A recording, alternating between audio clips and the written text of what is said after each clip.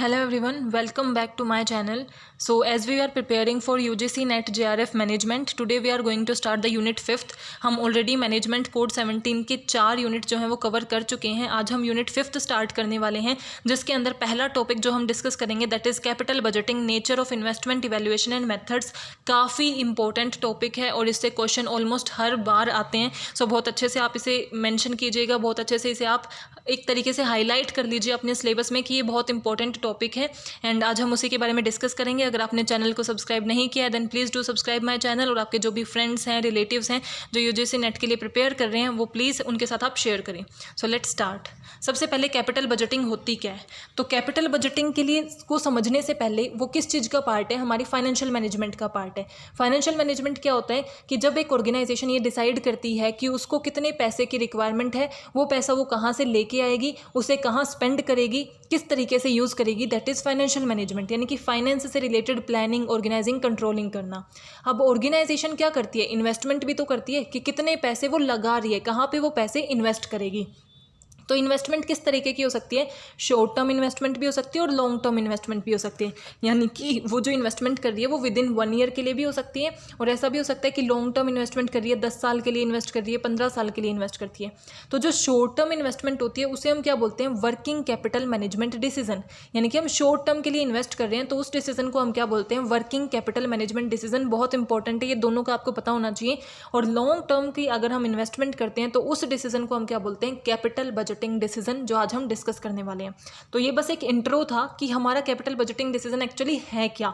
तो जब भी एक ऑर्गेनाइजेशन इन्वेस्टमेंट करती है तो वो शॉर्ट टर्म भी हो सकती है और लॉन्ग टर्म भी हो सकती है.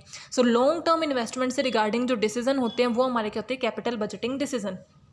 Capital budgeting is made up of 2 words, कि वो 2 चीज़ों से बना है, 2 वर्ड से बना है, capital plus budgeting. In this context capital is an operating assets use for production. कि कैपिटल क्या है? ऐसा कोई एसेट्स जो हमारी प्रोडक्शन के लिए यूज़ होता है या फिर कोई भी ऑप्शन हमारे पास. और बजटिंग का मतलब क्या है? कि उसके रिगार्डिंग बजट प्रिपेयर करना, फ्यूचर की न्यूमेरिकल डिसाइड करना कि उस पर हमें कितना मनी स्पेंड करना है. तो सिंपल सी बात है, कैपिटल का मतलब क्या होता है? जो लार्ज अमाउंट है. तो लार्ज अमाउंट क्या होता है कि लॉन्ग टर्म के लिए अगर हम कोई इन्वेस्टमेंट कर रहे हैं तो उस पर हम कितना पैसा स्पेंड करेंगे, उस चीज़ को जब हम डिटरमाइन करते हैं तो वही हमारा क्या होता है? Capital budgeting. So budgeting is a setting target for project to ensure maximum profitability. कि बजटिंग हम क्यों करते हैं? हम ये क्यों डिटरमाइन करते हैं कि इस पर हमें कितना पैसा स्पेंड करना है, कैसे स्पेंड करना है, ताकि हम एक ऑर्गेनाइज्ड वे में स्पेंडिंग करें और हमें मैक्सिमम प्रॉफिट हो, हमें एफिशिएंटली और इफेक्टिवली हम उसे कंप्लीट करें और मैक्सिमम प्रॉफिट को उससे गेन कर सकें. तो कैपिटल बजटिंग क्या है? एक प्रोसेस है इवेल्युएट करने की इन्वेस्टमेंट को, यानी कि जितने भी प्रपोजल आपके पास हैं जो लॉन्ग टर्म से रिलेटेड हैं, लॉन्ग टर्म से इन्वेस्टमेंट से रिलेटेड जितने प्रपोजल आपके पास हैं, उसको इवेल्युएट करना और बेस्ट को सेलेक्ट करना, उसको ही हम क्या बोलते हैं? Capital budgeting.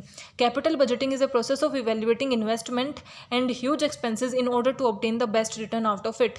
यानी कि जितने भी प्रपोजल्स हमारे पास हैं, जितने भी प्रोजेक्ट हमारे पास हैं जिसके अंदर हम लॉन्ग टर्म इन्वेस्टमेंट कर सकते हैं, सो उन सभी अल्टरनेटिव्स की स्टडी करना, उसमें से बेस्ट को सेलेक्ट करना ताकि हम अपने बेस्ट रिटर्न्स को पा सकें, that is capital budgeting. So capital budgeting simple words में क्या है कि ऑर्गेनाइजेशन का एक प्रोसेस है जिसके अंदर वो ये डिसाइड करते हैं कि आने वाले टाइम में, फ्यूचर में हमें कितना स्पेंड करना है लॉन्ग टर्म इन्वेस्टमेंट के ऊपर, ताकि हमारे जो रिटर्न्स हैं वो मैक्सिमम हो सकें.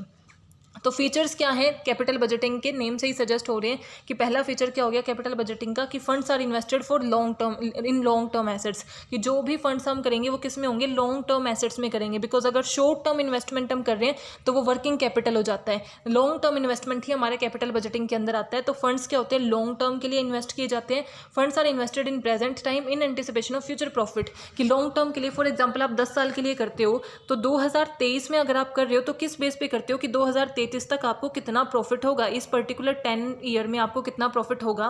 सो आज इन्वेस्टमेंट की जाती है in comparison, in anticipation of future profit. ये सोच के कि फ्यूचर में हमें कितना प्रॉफिट होगा. अगर हमें ये लगता है कि फ्यूचर में ये हमारे लिए बहुत प्रॉफिटेबल होने वाला है तो हम उस लॉन्ग टर्म इन्वेस्टमेंट को करते हैं. The future profit will occur in the form over a series of year. कि अगर आप 2023 में इन्वेस्ट कर रहे हो तो 33 तक अगर आपने इन्वेस्ट किया है तो आपको जो इन्वेस्टमेंट से रिटर्न मिलते हैं वो इकट्ठे नहीं मिलेंगे कि 25 में आपको सारे रिटर्न मिल गए. धीरे धीरे करके हर साल आपको कुछ ना कुछ रिटर्न उससे मिलता रहेगा। तो एक सीरीज ऑफ टाइम में आपको क्या मिलते हैं, उससे रिटर्न मिलते हैं। सो कैपिटल बजटिंग क्या है, एक लॉन्ग टर्म इन्वेस्टमेंट है। लॉन्ग टर्म इन्वेस्टमेंट जो हम फ्यूचर के किसी प्रोजेक्ट पे करते हैं, ये एंटिसिपेट करके कि हमें उसमें कितना प्रॉफिट हो सकता है, और वो प्रॉफिट हमें नंबर ऑफ ईयर में डिराइव होता है। Capital budgeting decision involve high degree of risk because future benefit are not certain. Because हम क्या कर रहे हैं, कैपिटल बजटिंग डिसीजन में हम लॉन्ग टर्म डिसीजन इन्वेस्टमेंट कर रहे हैं, और अगर लॉन्ग टर्म इन्वेस्टमेंट है तो इसका मतलब वो क्या कर रही है, लार्ज अमाउंट कंटेन कर रही है। फॉर एग्जांपल 50 लाख है, 1 करोड़ है, तो ये हमारे क्या है, लार्ज अमाउंट है। अगर हम लार्ज अमाउंट किसी भी चीज़ में इन्वेस्ट करते हैं जिसका बहुत बड़ा रिस्क है, रिस्क क्या है कि हमें नहीं पता फ्यूचर कैसा है, हमने आज सोच लिया कि अगर हमने इस चीज़ में इन्वेस्ट किया, फॉर एग्जाम्पल हम ई व्हीकल्स में इन्वेस्ट करने की सोचें कि हमें इलेक्ट्रिक व्हीकल्स में इन्वेस्ट करना चाहिए, बिकॉज आज हमें ये लगता है कि फ्यूचर के आने वाले टाइम में इनकी बहुत ज़्यादा डिमांड होगी। लोग सस्टेनेबिलिटी के बारे में सोच रहे हैं, नेचर के बारे में सोच रहे हैं, एनवायरमेंटल फ्रेंडली होने के बारे में सोच रहे हैं, तो आने वाले टाइम में हम इसमें बहुत प्रॉफिट कमाएंगे, हमें ऐसा लगता है। तो हमने आज 1 करोड़ रुपए इलेक्ट्रिक व्हीकल्स में लगा दिए, बट क्या हुआ, suddenly next year time change हो सकता है। ऐसा हो सकता है कि लोग सोचे कि नहीं वो बहुत स्लो हैं, उनमें भी बहुत वीकनेसेस हैं, बहुत इंप्रूवमेंट की रिक्वायरमेंट है, और ई व्हीकल्स का टाइम चला जाए, तो फिर क्या होगा, ये रिस्क है ना आपके लिए कि वो आपने 1 करोड़ रुपए लगाए, वो वेस्ट हो सकते हैं। तो हमारा जो लॉन्ग टर्म हम इन्वेस्टमेंट करते हैं वो बहुत रिस्की होती है, बिकॉज उसमें लार्ज अमाउंट इन्वॉल्व होता है, और फ्यूचर बिल्कुल सर्टेन नहीं है। किसी ने फ्यूचर नहीं देखा कि फ्यूचर में क्या होने वाला है, हम सिर्फ एंटिसिपेट कर सकते हैं, प्रिडिक्ट कर सकते हैं कि ऐसे चांसेस हैं, बट वो चांसेस हैं, हम 100% श्योरिटी के साथ नहीं बोल सकते कि आने वाले टाइम में इसी चीज़ की डिमांड होगी, यही चीज़ होगी। तो इसीलिए हमारा क्या होता है, जो कैपिटल बजटिंग डिसीजंस हैं वो रिस्की डिसीजंस होते हैं। Now importance of capital budgeting decision, कि कैपिटल बजटिंग इतना इम्पोर्टेंट क्यों है, क्योंकि ये जो डिसीजंस हैं हमारी profitability and wealth of organisation को अफेक्ट करते हैं। अपनी एक ऑर्गेनाइजेशन है जो लॉन्ग टर्म के लिए अपना लार्ज अमाउंट ऑफ फंड किसी चीज़ में इन्वेस्ट कर रही है, तो ऑब्वियस सी बात है कि वो क्या एक्सपेक्ट कर रही है, उससे उसे रिटर्न मिलेंगे ताकि उनकी प्रॉफिटेबिलिटी इंक्रीज़ हो। तो वो जो इन्वेस्टमेंट है वो एक ऑर्गेनाइजेशन की वेल्थ को, उसकी प्रॉफिटेबिलिटी को इम्पैक्ट करती है, कि अगर वो सक्सेसफुल हुए तो प्रॉफिटेबिलिटी बहुत ज़्यादा इंक्रीज़ हो जाएगी, बट अगर वो सक्सीड नहीं हो पाए, फेलियर हुआ, तो प्रॉफिटेबिलिटी नेगेटिव जा सकती है। सो ये इसलिए बहुत इंपॉर्टेंट है, बहुत सोच समझ के कंप्लीट प्रोसेस के बाद हमारे कैपिटल बजटिंग लिए जाते हैं, बिकॉज ये हमारी ओवरऑल प्रॉफिटेबिलिटी पे इम्पैक्ट डालते हैं। लॉन्ग टाइम पीरियड के हैं, इसका मतलब ये है, ऐसा नहीं है कि आज हमने शॉर्ट टर्म की इन्वेस्टमेंट की, 1 महीने अगर फॉर एग्जाम्पल लॉस भी हो गया तो 1 महीने में हमने उसे बियर करके खत्म हो गया कि चलो भाई दोबारा नए तरीके से नई शुरुआत करते हैं, ऐसा नहीं हो पाता। क्योंकि कैपिटल बजटिंग में आप लॉन्ग टर्म के लिए इन्वेस्ट कर रहे हो, तो जो अफेक्ट होगा ना वो भी लॉन्ग टर्म के लिए होगा। फेलियर होगा तो वो आपको काफ़ी सालों तक बियर करना पड़ेगा, क्योंकि इतना बड़ा अमाउंट आपने खो दिया है, इतना बड़ा अमाउंट आपके एज ए फेलियर चला गया है। सो लॉन्ग टाइम पीरियड से हैं, लार्ज फंड को इन्वॉल्व करते हैं, इसीलिए भी बहुत इंपॉर्टेंट है। इरिवर्सिबल डिसीजन, एक बार आपने डिसीजन ले लिया तो आप बैकआउट नहीं कर सकते। कैपिटल बजटिंग में अगर आपने किसी प्रोजेक्ट में इन्वेस्ट कर दिया तो इन्वेस्ट कर दिया, उसके बाद ये नहीं है कि आप अपनी इन्वेस्टमेंट वापस ले रहे हो। तो इरिवर्सिबल डिसीजन है, इसीलिए भी बहुत इंपॉर्टेंट है कि आपको बहुत सोच समझ के उसे लेना पड़ता है। Involvement of large amount of fund, की large amount of fund involve करते हैं। रिस्की तो है, क्योंकि फ्यूचर किसने देखा है, फ्यूचर अनसर्टेन है, तो ऑब्वियसली हम सोच के चलते हैं कि फ्यूचर में इससे हमें प्रॉफिट होगा, बट हम उसकी कोई गारंटी नहीं दे सकता, उसकी कोई श्योरिटी नहीं दे सकता कि हाँ भाई फ्यूचर में पक्का प्रॉफिट होगा, ऐसा कोई नहीं कह सकता। अगर आप किसी एक्सपर्ट की भी एडवाइस लेते हो ना, तो वो आपको अपनी बेस्ट नॉलेज के अकॉर्डिंग बेस्ट एडवाइस प्रोवाइड करते हैं कि ऐसा हो सकता है। वो भी ये बोलते हैं कि भाई 60%, 70%, 80% चांसेस हैं कि फ्यूचर में ऐसा हो, बट वो 20% के भी तो चांसेस हैं, अगर वो हो गया तो इसीलिए बहुत इंपॉर्टेंट होते हैं। मोस्ट डिफ़िकल्ट टू मेक, कि एक ऑर्गेनाइजेशन के लिए one of the most difficult जो चैलेंज होता है या सबसे बड़े इंपॉर्टेंट डिसीजंस में हमारा कैपिटल बजटिंग का डिसीजन आता है, क्योंकि एक तरीके से कंप्लीट ऑर्गेनाइजेशन ही उसमें डिवोट कर दी जाती है। इतना लार्ज अमाउंट ऑफ फंड एक लॉन्ग टाइम पीरियड के लिए किसी चीज़ में इन्वेस्ट किया जाता है, तो उसे बहुत ज़्यादा कंसर्न के बाद डिसीजन लिया जाता है, क्योंकि एक तरीके से पूरी ऑर्गेनाइजेशन उस पर डिपेंड हो जाती है, उसकी प्रॉफिटेबिलिटी, उसकी वेल्थ, उसकी इनकम उस पर डिपेंड हो जाती है। तो सबसे मुश्किल जो डिसीजंस होते हैं उनके अंदर हमारा कैपिटल बजटिंग आता है। तो सबसे पहले हमने देखा कि हमारी ऑर्गेनाइजेशन क्या करती है, 2 तरीके के डिसीजन लेती है, short term and long term. Short term क्या होते हैं, वर्किंग कैपिटल के, और लॉन्ग टर्म कैपिटल बजटिंग के। कैपिटल बजटिंग क्या है, जब हम क्या एंटिसिपेट करते हैं कि फ्यूचर में हमें फ्यूचर के प्रॉफिट को एंटिसिपेट करके कि फ्यूचर में हमें कितना प्रॉफिट हो सकता है, उसके बेस पे किसी लार्ज अमाउंट फंड की लॉन्ग टर्म के लिए इन्वेस्टमेंट करते हैं, जो बहुत ही रिस्की होती है, उसी को हम क्या बोलते हैं, कैपिटल बजटिंग। और ये इतना इंपॉर्टेंट क्यों है, उसकी इंपॉर्टेंस क्या है, वो हमने देख ली। अब हम देखते हैं technique of capital budgeting. Accounting, यानी कि हम कैसे डिसाइड करते हैं, किन फॉर्मूलेज का, किन टेक्निक्स का यूज़ करते हैं ये आइडेंटिफाई करने के लिए कि क्या हमें इन्वेस्टमेंट करनी है उन प्रपोजल्स में जो हमें मिले हुए हैं, उन प्रोजेक्ट में जो हमारे पास ऑफर हुए हैं या नहीं। उसमें दो तरीके के मेथड होते हैं, traditional method and modern method. इसको हम एक और तरीके से डिवाइड कर सकते हैं। पहले ये देख लेते हैं कि ट्रेडिशनल मेथड में क्या होता है, average rate of return method and पे बैक पीरियड मेथड, और मॉडर्न मेथड में क्या है, NPV internal rate of return method, modified internal rate और प्रॉफिटेबिलिटी इंडेक्स। तो अगर ट्रेडिशनल और मॉडर्न के वे में पूछा गया हो तो ये हमारे ट्रेडिशनल में आ जाते हैं और ये मॉडर्न में आ जाते हैं। बट इसको अगर एक और तरीके से हमें डिवाइड करना हो तो वो हमारे क्या होते हैं, अकाउंटिंग के बेस पे और कैश फ्लो के बेस पे। अकाउंटिंग के बेस पे हमारा सिर्फ एक है एवरेज रेट ऑफ रिटर्न, और ये बाकी सब हैं कैश फ्लो के बेस पे, जिसमें से ये जो चार हमारे हैं इसके अंदर तो हम किस चीज़ को इंक्लूड करते हैं, डिस्काउंटेड रेट को भी इन्वॉल्व करते हैं। इसके अंदर डिस्काउंटेड रेट को इन्वॉल्व नहीं किया जाता, बट इस चीज़ के अंदर हमारे डिस्काउंटेड रेट को भी इन्वॉल्व किया जाता है। सो अगर हमें ऐसे क्लासिफिकेशन के रिगार्डिंग क्वेश्चन आ जाए कि ट्रेडिशनल मेथड कौन से या मॉडर्न, तो ट्रेडिशनल में हमारे दो ही आते हैं, ARR मेथड एंड पे बैक मेथड, बाकी सब मॉडर्न में आते हैं। और अगर कैश फ्लो के बेस पे, तो अकाउंटिंग और कैश फ्लो के बेस पे हमें क्या करनी होती है, अगर हमें डिवीजन करना है, कैटेगराइज करना है, तो अकाउंटिंग के अंदर हमारा ARR मेथड आ जाएगा, और इसके अंदर भी दो होंगे, एक के अंदर डिस्काउंटिंग नहीं होता और एक के अंदर डिस्काउंटिंग होती है। तो जिसके अंदर डिस्काउंटिंग नहीं होती वो क्या है, पे बैक पीरियड मेथड, और बाकी जैसे IRR है, NPV है, इन सब में हमारी क्या होती है, या फिर प्रॉफिटेबिलिटी जो है इसके अंदर हमारी क्या होती है, डिस्काउंटिंग होती है। डिस्काउंटिंग का मतलब क्या है, टाइम वैल्यू ऑफ मनी को कंसिडर करना। आज जो हमारे पास 1000 रुपये हैं, फ्यूचर में उस 1000 रुपये की वैल्यू 1100 भी हो सकती है। फ्यूचर के आज के 1000 रुपये और फ्यूचर के 1000 रुपये सेम नहीं होते, क्योंकि जो सामान आप आज 1000 रुपये में ला सकते हो, फ्यूचर में उसके लिए उसी सेम चीज़ के लिए आपको ज़्यादा पैसे देने पड़ते हैं। तो आज मनी की वैल्यू ज़्यादा है in comparison to future, because future में तो आपका क्या हो जाता है, इंटरेस्ट भी ऐड हो जाता है। तो इसीलिए ये तीनों फैक्टर, ये चारों जो है, ये हमारी टाइम वैल्यू ऑफ मनी को कंसिडर करते हैं, इसीलिए इन्हें डिस्काउंटिंग मेथड भी बोला जाता है। और ये हमारे उनको कंसिडर नहीं करता। ये हमारे किस पे बेस्ड है, अकाउंटिंग पे बेस्ड है, और ये दोनों बाकी सब हमारे कैश फ्लो पे बेस्ड है। तो पहला मेथड हमारा क्या है, average rate of return method, जो हमारा एक ट्रेडिशनल मेथड है और जो अकाउंटिंग पे बेस्ड है। The average rate of return और ARR measures the profitability of the investment on the basis of information taken from the financial statement. मैंने अभी बोला कि हमारे अकाउंट्स पे, अकाउंटिंग पे बेस्ड है, तो ये क्या करता है, हमारी जो फाइनेंशियल स्टेटमेंट होती हैं उनसे हमें हमारे अपनी इन्फॉर्मेशन गेन करता है, कैश फ्लो से नहीं करता। इन्फॉर्मेशन कहाँ से लेता है, फाइनेंशियल स्टेटमेंट से, जैसे PNL है या फिर हमारा जो बाकी बैलेंस शीट है, यहाँ से इंफॉर्मेशन गेन करता है और उसके बेस पे डिटरमाइन करता है कि जो प्रोजेक्ट हमारे पास आया है उससे हमें कितने रिटर्न्स हो सकते हैं। तो इसका फॉर्मूला क्या है, average annual profit after tax divided by average investment into में 100। एवरेज इन्वेस्टमेंट यानी कि जो आपकी बिगनिंग में इन्वेस्टमेंट है, एंड में इन्वेस्टमेंट, डिवाइड कर देना 2 से, तो हमारी क्या आ जाएगी, average investment. Average annual profit after tax की आने वाले 5 साल के लिए अगर हमें करना है, तो हम 5 साल के प्रॉफिट को डिटरमाइन करें। फॉर एग्जाम्पल, इधर 1 लाख होगा, देन 2 लाख हो सकता है, फिर से 1 लाख होगा, फिर 1 लाख होगा, और फिर 2 लाख होगा। हमने आने वाले टाइम के प्रॉफिट को देखा, तो फिर हम इनका टोटल करते हैं, 2, 4, 5, 6, 7 की 7 लाख हमारा क्या है, टोटल एक प्रॉफिट है। वो कितने साल के लिए, 5। तो इससे हम इसका एवरेज निकालते हैं। उस एवरेज एनुअल प्रॉफिट को हम क्या करते हैं, डिवाइड करते हैं एवरेज इन्वेस्टमेंट से इनटू में 100। इसका जो रिजल्ट आता है उसके बेस पे हम क्या लेते हैं, डिसीजन लेते हैं कि क्या हमें इस प्रोजेक्ट में इन्वेस्ट करना है या नहीं। तो ये हमारा क्या है, average rate of return method किस चीज़ पे डिपेंड करता है, हमारी फाइनेंशियल स्टेटमेंट्स पे, अकाउंट्स पे। वहाँ से हम इन्फॉर्मेशन गेन करते हैं और अपने फॉर्मूले में पुट करते हैं, जिसके बेस पे डिसीजन मेकिंग करते हैं।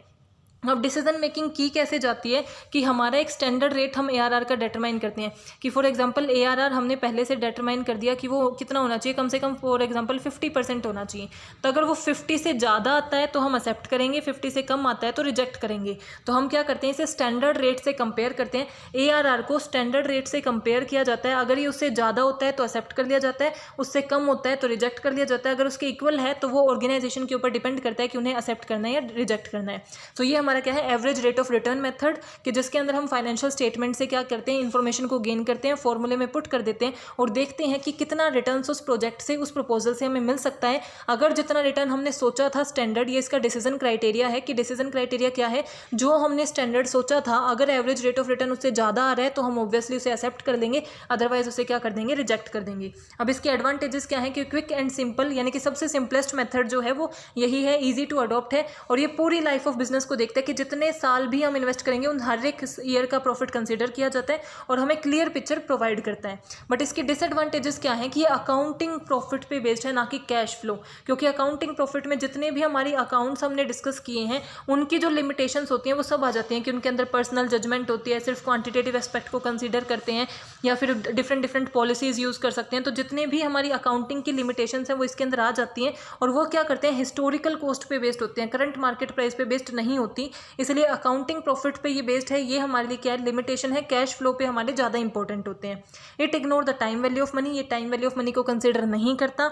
It difficult to fix the predetermined rate. अभी मैंने बोला ना कि हम स्टैंडर्ड रेट के साथ हमारे एक्चुअल ARR को कंपेयर करते हैं। अभी इस स्टैंडर्ड रेट को जो प्रिडिक्ट करना कि स्टैंडर्ड रेट हम फिक्स करते हैं कि भाई 60% है, वो कैसे करेंगे उसे डिटरमाइन करना बहुत डिफिकल्ट होता है कि एक स्टैंडर्ड और बेस्ट रेट क्या हो सकता है। और साइज ऑफ इन्वेस्टमेंट, जो कितना अमाउंट हम स्पेंड कर रहे हैं वो कंसिडर नहीं किया जाता। अमाउंट पे इतना फोकस नहीं किया जा रहा, सिर्फ हमें रिटर्न कितना मिल रहा है उस पर फोकस किया जाता है। तो सबसे पहला मेथड हो गया वो ट्रेडिशनल मेथड क्या है, ARR method, and the only accounting method, सिर्फ इकलौता मेथड कैपिटल बजटिंग का जो फाइनेंशियल स्टेटमेंट्स पे या अकाउंट्स पे बेस्ड है वो हमारा क्या है, ARR मेथड। सेकंड हमारा आता है जो ट्रेडिशनल मेथड है बट ये कैश फ्लो पे बेस्ड है, ये कैश फ्लो का मेथड है, वो हमारा क्या होता है, पे बैक पीरियड मेथड। नेम ही सजेस्ट कर रहा है पे बैक, यानी कि जो आप इन्वेस्टमेंट कर रहे हो वो कितने सालों में आपको रिटर्न मिल जाएगी, उस चीज़ को जो डिटरमाइन करता है वो हमारा पे बैक पीरियड होता है। यानी कि अगर आपने 10 लाख रुपए लगाए हैं तो 10 लाख आपको कितने सालों में पे बैक हो जाएंगे, वो हमारा पे बैक पीरियड मेथड बताता है। और इसके थ्रू हम डिसाइड करते हैं कि हमें इन्वेस्टमेंट करनी है या नहीं। जो ऑर्गेनाइजेशन ये सोचती है कि भाई जल्दी पैसे हमें वापस भी मिल जाने चाहिए, तो जितना जल्दी पे बैक होगा, जितना छोटा पे बैक होगा उतना ज़्यादा बेटर है। फॉर एग्जाम्पल हमारे पास A, B, C 3 प्रपोजल हैं, 3 प्रोजेक्ट में हम इन्वेस्ट कर सकते हैं। इसमें तीनों में हमें 10-10 लाख रुपए लगाने हैं। इसमें वो 4 साल में हमें वापस मिलेंगे, इसमें 5 में और इसमें 6 में। तो हम इसे चुनेंगे क्योंकि इसका जो पे बैक पीरियड है वो स्मॉलेस्ट है और सबसे छोटा है, तो हमें जल्दी पैसे मिल जाएंगे, इसीलिए वो पे बैक पीरियड मेथड को हम कंसीडर करते हैं कि स्मॉलेस्ट पीरियड जो हो उसे चुन लें। This method is calculated by the number of year required to pay back the original investment, यानी कि ओरिजिनल इन्वेस्टमेंट एक्चुअल में जितना अमाउंट हमने डाला है, कितना इन्वेस्ट किया। फॉर एग्जांपल 10 लाख इन्वेस्ट किया है, हर साल हमें कितना मिलेगा। फॉर एग्जांपल हर साल अगर हमें 2 लाख मिलेगा तो 5 साल में हमारे पास 10 लाख रुपए हमारे पे बैक हो जाएंगे। तो वो हमारा क्या होता है, पे बैक पीरियड मेथड का फॉर्मूला होता है जो डिटरमाइन करता है कि ओरिजिनल इन्वेस्टमेंट जो आपने की है वो कितने साल में आपको वापस मिल जाएगी। तो ये भी बहुत सिंपल मेथड है कि आप इन्वेस्टमेंट को डिवाइड करते हो कि हर साल आपको कितने मिलेंगे, उसके बेस पे पता चल जाता है कि कितने साल में आपको अपने पैसे वापस मिल जाएंगे। अब इसमें हम 2 तरीके से डिसीजन मेकिंग कर सकते हैं। फर्स्ट मेथड में तो क्या होगा, फॉर एग्जांपल हर साल आपको सेम कैश फ्लो हो रहा है, आपने 10 लाख की इन्वेस्टमेंट की 2023 में और एक्सपेक्टेड कैश फ्लो क्या है कि हर साल आपको आने वाले 5 साल या 10 साल के लिए 2 लाख रुपए मिलेंगे। तो अगर हमारी एनुअल इन्वेस्टमेंट हमने कितने की, पूरी इन्वेस्टमेंट 10 लाख की, हर साल कितने मिलेंगे, 2 लाख। तो पे बैक पीरियड कितना हो गया, 5 लाख। क्योंकि हर साल हमें सेम मिल रहे हैं तो उसमें हमें पता चल गया कि भाई 5 लाख मिलेंगे, हम उसके बेस पे डिसाइड कर सकते हैं कि हमारे 5 साल में हमें अपने 10 लाख रुपए वापस मिल जाएंगे, वो हमारा पे बैक पीरियड हो जाएगा। बट सेकंड मेथड क्या है कि ऐसा हो सकता है कि पहले साल 2 लाख मिले, अगले में 3 लाख मिले, फिर 1 लाख मिले, फिर 4 लाख मिले। तो इसमें हमारा क्या है, डिफरेंट है, हर साल का डिफरेंट हो, तो इसमें हमें सेपरेट कंप्यूट करना होता है। फॉर एग्जांपल आज हमने 10 लाख स्पेंड किए हैं 2023 में, तो 2024 में, 25 में, 26 में, 27 में, 28 में, तो इस धर्म हमें मिलेंगे 1 लाख, इसमें भी हमें मिलेंगे 1 लाख, इसमें हमें मिलेंगे 3 लाख, इसमें हमें मिलेंगे 4 लाख और इसमें फिर से मिलेंगे 1 लाख। तो इसमें हमें क्या है कि जब तक हमारा 10 लाख पूरे नहीं हो जाते, अब 1, 2 और 3, 5 और 4 9 और ये 10, तो इसका मतलब हम एक एक को अलग अलग कंप्यूट करेंगे, हर साल देखेंगे कितना इनफ्लो होगा, और जब हमारा इनफ्लो हमारी ओरिजिनल इन्वेस्टमेंट यानी कि 10 लाख के इक्वल हो जाएगा, उस दिन कितने साल हो जाएंगे उसके बेस पे हम डिटरमाइन करते हैं कि इतने साल में हमारी इन्वेस्टमेंट वापस हमें मिल जाएगी। तो इसमें एक्सेप्ट रिजेक्ट क्राइटेरिया क्या है, जिस भी मेथड का लेस पे बैक पीरियड होगा। फॉर एग्जाम्पल A और B हमारी इन्वेस्टमेंट थी, इसमें भी हमें 10 लाख इन्वेस्ट करने हैं और इसमें हमें 10 लाख इन्वेस्ट करने हैं, तो इसमें हमारे हर साल हमें मिल रहे हैं 3 लाख, 2 लाख, 3 लाख और 4 लाख, इस तरीके से पैसे मिल रहे हैं। और इसमें हमें क्या मिल रहे हैं कि इसमें हमें मिल रहे हैं 1 लाख, 2 लाख, 3 लाख, 2 लाख, 1 लाख। तो इसमें हमारे देखो कितने साल, 1, 3, 3, 6, 7, 8 और 9, और उसके बाद भी 1 साल लगेगा, 6 साल में हमें क्या हो जाएंगे, अपने पैसे वापस मिलेंगे। अब इसमें हमें 4 साल में ही अपने पैसे वापस मिल रहे हैं, तो जो स्मॉलेस्ट होगा, जहाँ जल्दी हमें पैसे वापस मिलेंगे, उस प्रोजेक्ट को हम सेलेक्ट कर लेंगे। इस मेथड की क्या एडवांटेजेस हैं कि सिंपल मेथड है, जस्ट ये देखना है कि हमें जितने पैसे लगाए हैं वो कितने साल में वापस हो जाते हैं, उसके बेस पे हम डिसीजन मेकिंग कर लेते हैं। उन ऑर्गेनाइजेशंस के लिए सबसे ज़्यादा इंपॉर्टेंट है जो लिक्विडिटी से सफ़र कर रही है। लिक्विडिटी यानी कि जिनके पास अभी पैसे की बहुत कमी है, कैश अवेलेबल नहीं है, तो वो क्या करेंगी, शॉर्टेस्ट टाइम पीरियड वाले को सेलेक्ट कर लेंगी ताकि उनकी लिक्विडिटी इंक्रीज़ की जा सके। जो हमारी अनसर्टेन कंडीशन है, बिकॉज शॉर्ट टाइम पीरियड कर रहे हो तो शॉर्टेस्ट में सर्टेनिटी बनी रहती है, लॉन्ग टाइम पीरियड में अनसर्टेनिटी ज़्यादा होती है। यानी कि हम फॉर एग्जाम्पल हम आने वाले 1 महीने के लिए कुछ प्रिडिक्ट कर सकते हैं, बट आने वाले 1 साल के लिए कुछ प्रिडिक्ट नहीं कर सकते। आने वाला 1 महीना फिर भी थोड़ा सर्टेन होता है। तो जो ऑर्गेनाइजेशन अनसर्टेनिटी कंडीशंस को फेस कर रही है उनके लिए बेस्ट होता है शॉर्ट टर्म अर्निंग्स पे ज़्यादा फोकस करता है, क्योंकि हम किसको सेलेक्ट करते हैं, जो सबसे जल्दी हमें पैसा प्रोवाइड करेगा। तो हम चाहते हैं ज़्यादा से ज़्यादा जल्दी हमें पैसे मिल जाए, और ये बेटर माना जाता है हमारे ARR मेथड से, क्योंकि ये किस पे बेस्ड है, कैश फ्लो पे बेस्ड है। तो इसके अंदर अकाउंटिंग की कोई लिमिटेशंस नहीं है। बट इसके डिसएडवांटेजेस क्या हैं, it ignore the cash flow after the pay back period. पे बैक पीरियड के बाद, यानी कि 10 लाख हमें मिलने थे, उसके बाद भी तो कैश फ्लो हो सकता है। फॉर एग्जाम्पल हमने दो लिए थे, A एंड B। ये हमें क्या कर रहा था, 4 साल में ही हमें क्या मिल जा रहे थे, अपने पैसे वापस मिल जा रहे थे। इसमें क्या हो रहा था कि 2 2 2 2 और 2 ऐसे कर लेते हैं। इसमें 5 साल, इसमें 4 साल लग रहे हैं, इसमें 5 साल लग रहे हैं। इसमें अगले साल 1 लाख मिलेंगे, इसमें अगले साल 4 लाख मिलेंगे। तो आने वाले अगला साल तो हमारा बहुत बेनिफिशियल होता अगर हम इस वाले को चुनते, लेकिन हमने चुन लिया इससे क्योंकि 10 लाख पहले इसमें मिल रहे हैं। तो पे बैक पीरियड यानी कि 10 लाख पूरे होने के बाद कितना रिटर्न मिलता है उसको हम इग्नोर कर देते हैं। ऐसा हो सकता है कि कोई ऐसा प्रोजेक्ट हो जो हमें लेट रिटर्न प्रोवाइड करना शुरू करे। Ignore the time value of money, कि ये भी टाइम वैल्यू ऑफ मनी को कंसिडर नहीं करता। एंड इसके अंदर हमारा एक्सेप्ट रिजेक्ट डिसीजन नहीं होता सिंगल प्रोजेक्ट के अंदर। अब एक अकेला प्रोजेक्ट है तो उसके अंदर हम कैसे डिसीजन लेंगे, जैसे 4 प्रोडक्ट थे तो 4 अगर हमारे पास ऑप्शन अवेलेबल थे A B C D, तो जिसमें से शॉर्टेस्ट था उसको हमने ले लिया। बट जो अगर हमें अकेला होगा तो हमें डिफिकल्टी होगी, क्योंकि हमारे पास कोई ऑलरेडी एक है नहीं कि इसका उससे ज़्यादा है उससे कम है, तो हमारे लिए वहाँ पर डिसीजन मेकिंग में डिफिकल्टी आती है। कॉस्ट ऑफ कैपिटल को ये कंसिडर नहीं करता कि उसमें हमारी कितनी कॉस्ट आ रही है उस प्रोजेक्ट को लेने में, और ये प्रॉफिटेबिलिटी ऑफ प्रोजेक्ट को इग्नोर करता है। सो डिसएडवांटेजेस भी आपको पता होनी चाहिए। बिकॉज प्रॉफिटेबिलिटी को इग्नोर कैसे करता है, ये ओवरऑल प्रॉफिट को नहीं देखता, सिर्फ रिटर्न को देखता है कि पे बैक जो हमारी ओरिजिनल इन्वेस्टमेंट है वो कितने टाइम में वापस हो रही है, ना कि ओवरऑल रिटर्न कितना है। देन नेक्स्ट मेथड आता है नेट प्रेजेंट वैल्यू मेथड, जो हमारा one of the best method consider किया जाता है। और ये क्या है, डिस्काउंटिंग टेक्निक को फॉलो करता है। यानी कि यहाँ क्या होगा, टाइम वैल्यू ऑफ मनी को कंसिडर किया जाएगा। आज का मनी ज़्यादा इंपॉर्टेंट है फ्यूचर के मनी से, इस चीज़ को ये इंपॉर्टेंस देते हैं। सो ये कैपिटल बजटिंग का वो मेथड है जो मॉडर्न मेथड में आता है, कैश फ्लो के अंदर आता है, और डिस्काउंटिंग टेक्निक को ये कंसीडर करता है। of capital budgeting wherein the profitability of investment is measured through the difference between the cash flow inflow generated out of the cash outflow of the investment। यानी कि इसमें सिंपल है, वैसे हमारा फॉर्मूला क्या होता है, सिंपल, कि हमारा कितना कैश इनफ्लो होगा, उस प्रोजेक्ट से हमें कितना पैसा मिलेगा और हमें कितना उस पर लगाना है। फॉर एग्जांपल 10 लाख लगाने हैं और 20 लाख उससे मिलेंगे तो 10 लाख का प्रॉफिट होगा। तो हम उसके बेस पे जिसका सबसे ज़्यादा प्रॉफिट होगा उसको हम क्या लेते हैं, ले लेते हैं, उसको हम सेलेक्ट कर लेते हैं। बट ये जो आगे PV लिखा हुआ है यही क्या है, यही आपके डिस्काउंटिंग को डिटरमाइन कर रहा है। PV का मतलब है प्रेजेंट वैल्यू, यानी कि जो भी आपका अमाउंट है उसकी आप प्रेजेंट वैल्यू निकाल लेते हो कि प्रेजेंट वैल्यू ऑफ इनफ्लो, आज आप 10 लाख स्पेंड कर रहे हो, आज उस 10 लाख की वैल्यू तो 10 लाख जितनी है, इनफ्लो 10 लाख स्पेंड कर रही हो तो आपका क्या हो गया, आउटफ्लो, कि आज आपकी तरफ से आउटफ्लो हो गए कितने, 10 लाख के। अब फ्यूचर में आपको कितने मिलेंगे, उससे मान लो 20 लाख रुपए मिलेंगे।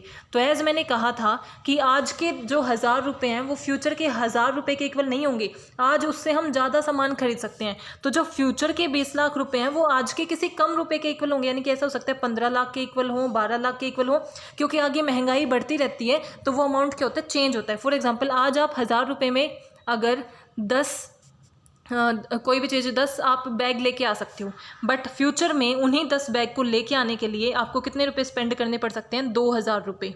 मतलब फ्यूचर के 2000 रुपये और आज के 1000 रुपये क्या हुए, इक्वल हुए। तो फ्यूचर के पैसे की वैल्यू आज के पैसे की वैल्यू से कम है।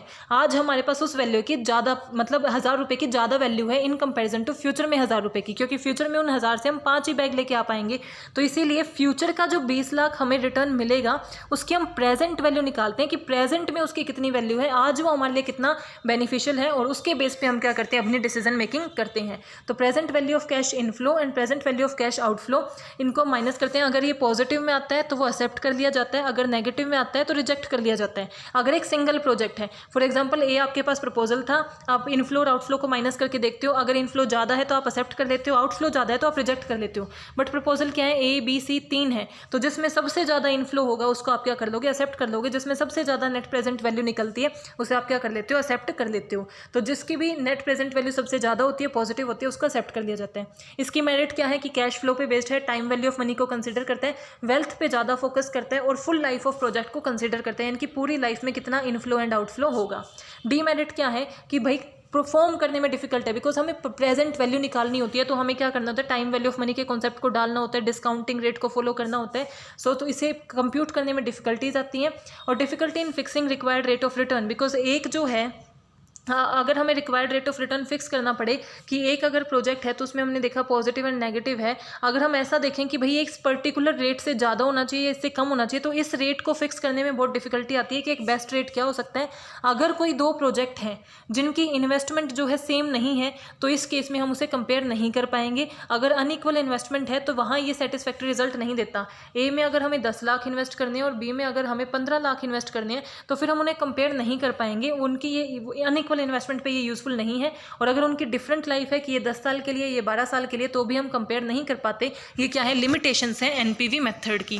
देन हमारा आता है profitability index method. Profitability index method क्या है, ये एक एक्सपेंशन है एनपीवी मेथड का, जिसके अंदर भी हम क्या करते हैं, प्रेजेंट वैल्यू को कंसीडर करते हैं। मॉडर्न फैक्टर है जो डिस्काउंटेड रेट को कंसीडर करता है, बट ये क्या होता है, पर रुपी इन्वेस्टेड, हर एक पैसा जो भी हम इन्वेस्ट करें, हर पर रुपी का हम क्या करते हैं, प्रेजेंट वैल्यू निकालते हैं। यही इसका मेन वो है एनपीवी के साथ। It shows the relationship between the benefit and cost of project. It is also called benefit cost ratio, यानी कि जैसे हम कॉस्ट बेनिफिट एनालिसिस करते हैं ना, कि एक प्रोजेक्ट में हमें कितनी कॉस्ट लगानी पड़ रही है और कितना बेनिफिट आ रहा है। अगर बेनिफिट ज़्यादा है तो एक्सेप्ट कर लेते हैं, अगर कॉस्ट ज़्यादा है तो रिजेक्ट कर देते हैं। तो वही हमारा प्रॉफिटेबिलिटी इंडेक्स है। प्रॉफिटेबिलिटी इंडेक्स का फॉर्मूला क्या है, जैसे एनपीवी का क्या था कि इनफ्लो से हम आउटफ्लो को माइनस करते थे, इसमें हम क्या करेंगे, इनफ्लो से आउटफ्लो को डिवाइड कर देंगे और डिवाइड करके निकालेंगे। तो profitability index helps in giving rank to the project on the basis of its value. जिसका सबसे, जैसे इसमें सबसे ज़्यादा, जैसे 1.5 आ गया, 1 आ गया, तो जिसकी वैल्यू सबसे ज़्यादा होगी उसको सबसे ऊपर रैंक दिया जाएगा और उसी को सेलेक्ट कर लिया जाएगा।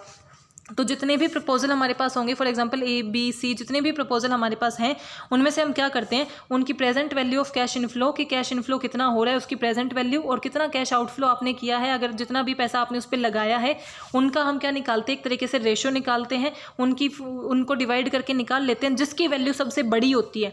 द प्रोजेक्ट इज एक्सेप्टेड, अगर उसकी 1 से वैल्यू बड़ी है तो एक्सेप्ट कर लिया जाता है, और अगर 1 से वैल्यू छोटी है तो रिजेक्ट कर लिया जाता है। और सिर्फ 1 के इक्वली आ रहा है, यानी कि जितना कैश फ्लो इनफ्लो है उतना ही आउटफ्लो है, तो वो ऑर्गेनाइजेशन पे डिपेंड करता है कि वो उसको एक्सेप्ट करना चाहते हैं या फिर रिजेक्ट करना चाहते हैं। तो वो हमारा क्या है, प्रॉफिटेबिलिटी इंडेक्स मेथड। इसके एडवांटेजेस क्या हो गई कि ये टाइम वैल्यू ऑफ मनी को कंसीडर करता है, कैश फ्लो पे बेस्ड है, सारी लाइफ को कंसीडर करता है, क्योंकि इनफ्लो आउटफ्लो पूरी लाइफ का देखा जाता है। हेल्प करता है रैंक करने में, जिसको सबसे ज़्यादा मिलेंगे, यानी कि जो सबसे बड़ी रैंक पे होगा वो सबसे बड़ा, देन उससे छोटा, देन जो भी हमारे चलते आ रहे हैं, ऐसे चलता रहेगा। तो हम इसकी रैंकिंग दे सकते हैं।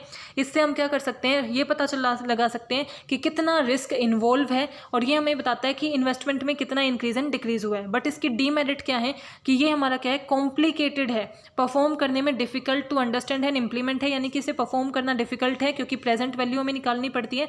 Cost of capital is must be computed this ratio, cost of capital भी हमें निकालनी पड़ती है, जिसकी वजह से हमारी और ज़्यादा कंप्यूटेशंस होती हैं और ज़्यादा कैलकुलेशन होती हैं, तो ये टाइम कंज्यूमिंग भी है। Unlike the NPV, the profitability index में sometime do not offer the correct decision with respect to the mutually exclusive project, यानी कि अगर हमारे पास म्यूचुअली एक्सक्लूसिव प्रोजेक्ट हैं ए और बी, तो अगर हमारे पास 2 प्रोजेक्ट हैं तो उस केस में कई बार प्रॉफिटेबिलिटी इंडेक्स फेल हो जाता है अच्छा डिसीजन प्रोवाइड करने में। एनपीवी उसमें ज़्यादा बेटर डिसीजन प्रोवाइड करता है। तो हमने कितने देख लिए, सबसे पहले ARR method, then payback method, then उसके बाद वो मॉडर्न शुरू हो गए। मॉडर्न के अंदर हमारा क्या आ गया, जो डिस्काउंटिंग के अंदर भी आते हैं, net present value method, profitability index method, and last is internal rate of return method. इसको हम time adjusted rate of return भी बोलते हैं। और आईआरआर ऐसा रेट है जहाँ पे एनपीवी ऑफ प्रोजेक्ट 0 होता है, यानी कि जहाँ पे हमें नो प्रॉफिट नो लॉस की सिचुएशन होती है, जहाँ हमारे इनफ्लो और आउटफ्लो इक्वल होता है, जहाँ पे हमारा एनपीवी 0 होता है, वो रेट हमारा क्या होता है, आईआरआर रेट होता है। In other word we could say that IRR is a rate at which present value of cash inflow and present value of cash outflow are equal, यानी कि जो हमारा कैश इनफ्लो है वो हमारा इक्वल है present value of cash outflow के, तो वो हमारा क्या होता है, आईआरआर रेट, या फिर जहाँ पे हमारा एनपीवी 0 के इक्वल हो वो हमारा क्या होता है IRR rate. Like NPV method, IRR method also take in to consider time value of money, यानी कि ये भी टाइम वैल्यू ऑफ मनी को कंसिडर करते हैं। बट इसका हमारा क्या है, एक्सेप्ट रिजेक्ट क्राइटेरिया क्या है, to evaluate a project through IRR method, IRR of project is compared with the predetermined required rate of return, यानी कि एक रिक्वायर्ड रेट ऑफ रिटर्न होता है। रिक्वायर्ड रेट ऑफ रिटर्न क्या होता है कि जैसे आप कहीं भी कुछ इन्वेस्ट करते हो तो आप क्या बोलते हो कि भाई ये मैं तभी डालूंगा जब मुझे इतने कम से कम इतने पैसे तो उससे मिलेंगे। तो वो जो कम से कम आपका एक्सपेक्टेड होता है वो आपका होता है रिक्वायर्ड रेट ऑफ रिटर्न। अगर आईआरआर उससे बड़ा है तो हम उससे एक्सेप्ट कर लेते हैं, अगर आईआरआर उससे छोटा है तो हम उसे रिजेक्ट कर देते हैं। यानी कि कम से कम जो पैसे आप एक्सपेक्ट कर रहे हो अगर उससे ज़्यादा आपको मिल रहे हैं, आईआरआर उससे बड़ा आ रहा है तो आप उसे एक्सेप्ट कर लेते हो, अगर उससे कम आ रहा है तो हम उसे रिजेक्ट कर देते हैं। अब इसका फॉर्मूला क्या है, कंप्लीट प्रोसीजर क्या है। सबसे पहले तो इसका मेन फॉर्मूला क्या है कि लोअर डिस्काउंट, बट मेन आपको तभी समझ आएगा जब आपको स्टेप्स पता चल जाएंगे। तो स्टेप्स आपको पता ही होना चाहिए क्योंकि सीक्वेंस पूछी जाती है, तो स्टेप्स बहुत इंपॉर्टेंट है। Calculate the fake payback period, ये सबसे कॉम्प्लिकेटेड हमारा ये सबसे कॉम्प्लिकेटेड हमारा टेक्निक है इसको कंप्यूट करने की, बिकॉज इसमें बहुत ज़्यादा कैलकुलेशंस होती हैं और बहुत रेयरली ही ये यूज़ की जाती है। इसके बस फॉर्मूलाज और स्टेप्स आपको पता होने चाहिए कि सबसे पहले इसमें हमें क्या करने होते हैं, फेक पेबैक पीरियड, यानी कि फेक रियल पेबैक नहीं, एक फेक पेबैक पीरियड निकालते हैं। ये फेक पेबैक पीरियड का फॉर्मूला वही रहेगा कि कितना कैश आउटफ्लो है और एवरेज इनफ्लो कितना हो रहा है। उसके बेस पे एवरेज कैश इनफ्लो हमने कैसे निकाला होगा, जो हम नॉर्मली निकालते हैं कि कितने नंबर ऑफ ईयर हैं और टोटल मिला के कितना हमारे अलग अलग ईयर में इनफ्लो हुआ है।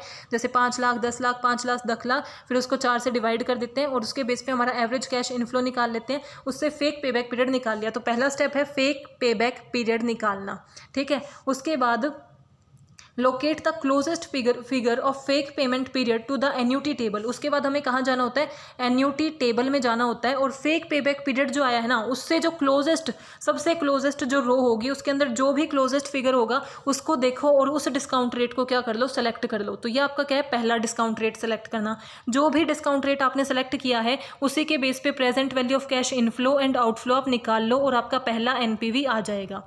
अब अगर आपका पहला एनपीवी पॉजिटिव आता है तो हमें क्या करना है, और नेगेटिव आता है तो क्या करना है, क्योंकि एनपीवी आपका क्या हो सकता है, पॉजिटिव भी आ सकता है और नेगेटिव भी आ सकता है। सो अगर आपका एनपीवी पॉजिटिव आता है तो फिर से उसी एन्यूटी टेबल में जाओ और जाके जो वैल्यू आपने ली थी उससे ऊपर वाली वैल्यू को चुन लो, और अगर नेगेटिव आता है तो नेगेटिव आता है तो उससे ऊपर वाली वैल्यू को चुन लो, पॉजिटिव आता है तो उससे नीचे वाली वैल्यू को चुन लो। फॉर एग्जाम्पल सबसे पहले आपने क्या किया, फेक पेबैक पीरियड निकाला। उसके बाद आप कहाँ गए, एन्यूटी टेबल में गए, जो सबसे क्लोजेस्ट फिगर था फेक पेबैक पीरियड से वहाँ से डिस्काउंट रेट ले लिया। अब जो ये डिस्काउंट रेट है ये हमारा क्या है, फर्स्ट डिस्काउंट रेट है। अब डिस्काउंट रेट लेने के बाद हमने क्या किया, एनपीवी कैलकुलेट किया, और ये एनपीवी हमारी क्या है, फर्स्ट एनपीवी है जो हमारे पहली एनपीवी निकली। एनपीवी यानी कि present value of cash inflow and outflow. Present value कैसे हुई, क्योंकि हमने डिस्काउंट रेट ले लिया है। अब ये हमारा दो आ सकता है, या तो वो पॉजिटिव आएगा या वो क्या आएगा, नेगेटिव आएगा। अगर वो हमारा क्या आता है, पॉजिटिव आता है, तो हम क्या करेंगे, दोबारा से एन्यूटी टेबल में जाएंगे और जो फिगर हमने लिया था, फर्स्ट डिस्काउंट रेट जो लिया था, अब हम क्या करेंगे, उससे नीचे वाला डिस्काउंट रेट लेंगे, यानी कि जो उससे कम है वो वाला डिस्काउंट रेट लेंगे, और वो हमारा क्या हो जाएगा, सेकंड डिस्काउंट रेट। और उसी डिस्काउंट रेट से क्या करेंगे, सेकंड एनपीवी को कंप्यूट करेंगे, यानी कि सेकंड एनपीवी निकालेंगे। ये सारा फॉर्मूला है। अब इसका आईआरआर का मेन फॉर्मूला उसमें डालेंगे कि सबसे पहले लोअर डिस्काउंट रेट, यानी कि इन दोनों में से D1 और D2 में से जो डिस्काउंट रेट है उसमें से छोटा वाला कौन सा है उसको लिखेंगे। उसके बाद NPV at lower discount rate, जो फॉर एग्जांपल D1 हमारा लोअर था तो इस पे हमारी एनपीवी कितनी थी वो लिखेंगे। एनपीवी एट लोअर और हायर डिस्काउंट रेट, उनका डिफरेंस लिखेंगे, मल्टीप्लाई करेंगे दोनों डिस्काउंट रेट में, D1 में और D2 में कितना डिफरेंस है उससे मल्टीप्लाई कर देंगे तो हमारा क्या आ जाएगा, आईआरआर आ जाएगा। फॉर्मूला क्या है, lower discount rate plus NPV at lower discount rate divided by NPV at lower minus NPV at higher into में difference between discount rate. So ये सब हमारे क्या थे, फॉर्मूला। लास्ट स्लाइड हमारी किस चीज़ की है कि कितने तरीके के डिसीजन हम कैपिटल बजटिंग के अंदर ले सकते हैं। तो बेसिकली हमारे 3 तरीके के डिसीजन होते हैं, accept, reject, mutually competitive and priority order decision. Accept reject decision हमारा क्या होता है, जिसके अंदर हमारे पास जितने भी प्रपोजल हैं, फॉर एग्जांपल ए है, बी है, सी है, वो आपस में compete नहीं कर रही। ऐसा भी हो सकता है हम ए को चुन रहे हैं तो बी को भी चुन सकते हैं, सी को भी चुन सकते हैं। ऐसा नहीं होगा कि अगर हमने ए को चुन लिया तो बी ऑटोमेटिकली रिजेक्ट हो गया, ऐसा नहीं होता है। सो हमें क्या करना होता है कि जो भी हमारे, जैसे हम एक प्री डिटरमाइंड रेट डिटरमाइन करते हैं और उसके बेस पे ए है, बी है, सी है, अगर ये इनमें से कोई भी उससे ज़्यादा है तो उनको एक्सेप्ट कर लेंगे, अगर कोई उससे कम है तो उसे रिजेक्ट कर लेंगे। तो वो हमारा क्या है, accept reject decision. Mutually competitive decision क्या है कि फॉर एग्जांपल हमारे पास ए और बी डिसीजन है, तो ये आपस में कंपीट कर रहे हैं, इनमें से कोई भी कंपीट नहीं कर रहा था, जो भी इससे ज़्यादा होगा उस हर एक को एक्सेप्ट कर लिया जा सकता है। बट हमारी म्यूचुअली कंपिटेटिव में क्या होता है कि दोनों प्रोजेक्ट हैं वो आपस में क्या कर रहे होते हैं, कंपीट कर रहे होते हैं। तो हमारा अगर हम ए को एक्सेप्ट करते हैं तो बी ऑटोमेटिकली रिजेक्ट हो जाता है, तो हम बी को एक्सेप्ट नहीं करते, और अगर हमने बी को एक्सेप्ट किया तो ए ऑटोमेटिकली रिजेक्ट हो जाता है। तो वो हमारे क्या होते हैं, mutually competitive decision. And priority order decision हमारे क्या होते हैं कि हम एक रैंक बनाते हैं और उस रैंक बनाई जाती है जितने भी हमारे पास मिले। For example A B C D थी, रिटर्न के बेस पे हमने क्या बना ली, रैंक बना ली कि बी पे सबसे ज़्यादा रिटर्न होगा, देन सी पे होगा, देन ए पे होगा और डी पे। उसके बेस पे अगर हमारे पास इनफ है तो हम 2 को सेलेक्ट कर सकते हैं, इनफ पैसे हैं, अगर नहीं है सिर्फ थोड़े ही हैं तो हम ए को सेलेक्ट कर सकते हैं, सिर्फ एक को सेलेक्ट कर सकते हैं।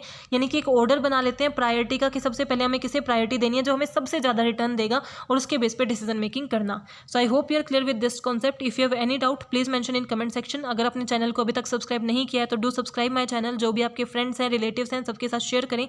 Thank you, keep supporting.